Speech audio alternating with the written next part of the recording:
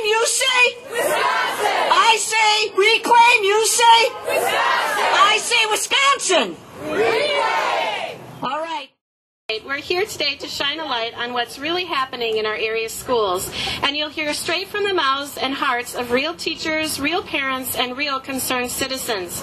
We're here to say to our state leaders, stop using our schools as political playthings and start paying attention to the damage you're doing.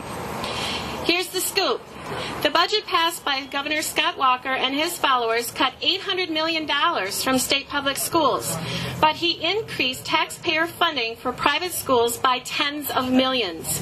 97% of the state's public school districts, 411 out of 424, received less school aid for the 2011-12 school year than they did in the year before, and more cuts are coming for the next school year. I'm a teacher.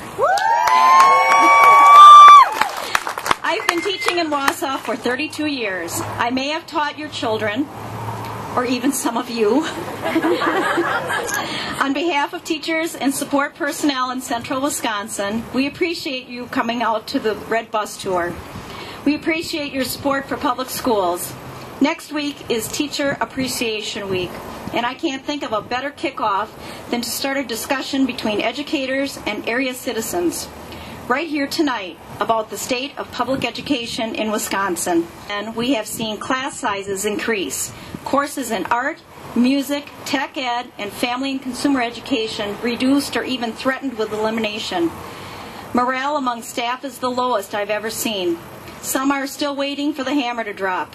I'll tell you, it's already dropped. Its students are being hurt. What we've seen over the past year is the tip of the iceberg. Without support for our state leaders, schools will be cut deeper and more painfully next year. If left unchecked, the damage will affect our communities for years to come. When I started teaching 29 years ago, Wisconsin's educational system was the envy of every state. We had a great educational system. We still have it right now. Right now, Governor Walker's policies, though, are starting to damage that big time. And we have to do something before we allow him to go further and really do some major damage. Okay, we don't want that to happen. I mean, our legacy of quality education is slowly deteriorating under his watch. And we have to make sure we stand up and don't allow that to happen. I don't want it to damage me as a teacher, you as teachers, or parents, community members, but most importantly, students and our children that are our future. We have to stand up for them. Kind of like Shelley mentioned, they don't have a say in things. We have to be that voice to do that. I am a parent, I am a husband, I'm a veteran, I'm a professor at our local UW campus. I'm also a citizen, of course, and a taxpayer. I'll tell you something about citizenship.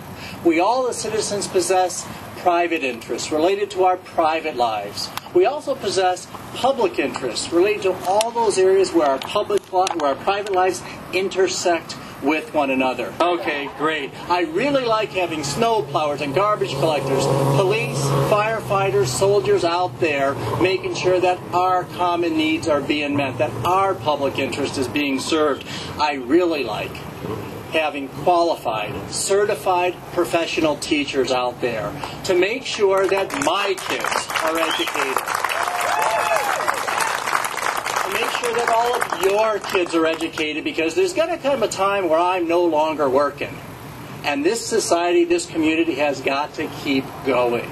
And that relies on public educators. There's a smart guy, a brilliant man back in the 18th century, a guy named Adam Smith. You might have heard of him, huh? Yeah, he's the founder of the theory of capitalism. And you know what he had to say about private and public interests?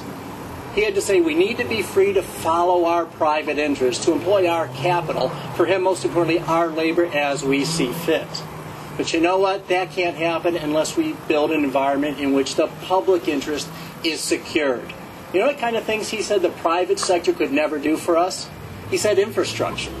Never provide infrastructure for us. All the roads, all the canals, this is 18th century after all, that we need.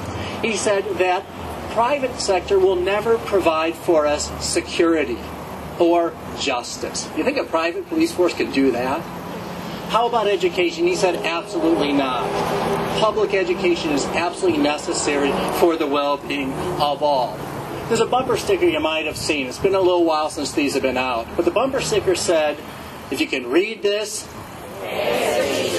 there you go. I would add to that, if your physician can correctly diagnose your illness, thank a teacher. If your nurse or your pharmacist gives you the right medicine to take, thank a teacher. It's about one of Wisconsin's highest values, their value in a high-quality public education system. And we have to keep it. We have to reclaim Wisconsin. So I have one simple message for you. A one-word message.